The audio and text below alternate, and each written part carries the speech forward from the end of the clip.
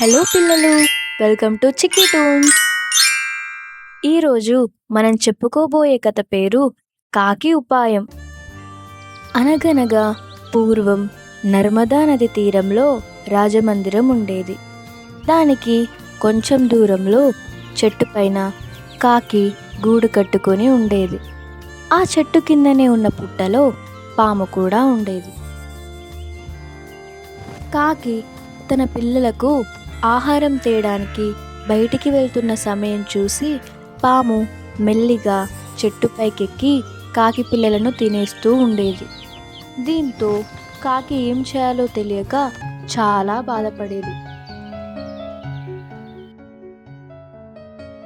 ఆహారం కోసం గాలిలో ఎగురుతున్న సమయంలో కాకికి మంచి ఉపాయం తోచింది.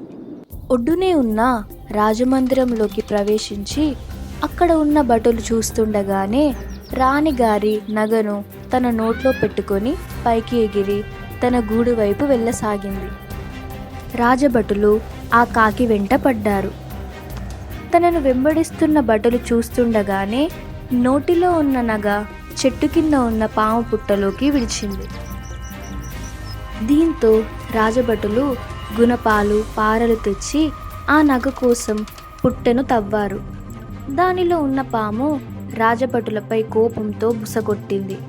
దీంతో రాజభటులు తమ దగ్గర ఉన్న ఆయుధాలతో ఆ పామును చంపేసి ఆ నగను తమతో తీసుకెళ్లారు. ఇక తన బిడ్డలకు పాము పీడ విరగడైందని సంతోషించిన కాకి తన పిల్లలతో సంతోషంగా జీవించసాగింది. ఈ కథలో నీతేంటంటే ఉపాయంతో ఎంతటి అపాయం నుండైనా బయటపడవచ్చు. స్టోరీ నచ్చితే లైక్ చేయండి. ఇలాంటి మరిన్ని ఇంట్రెస్టింగ్ స్టోరీస్ కోసం సబ్స్క్రైబ్ టు చిక్కీ టూన్స్.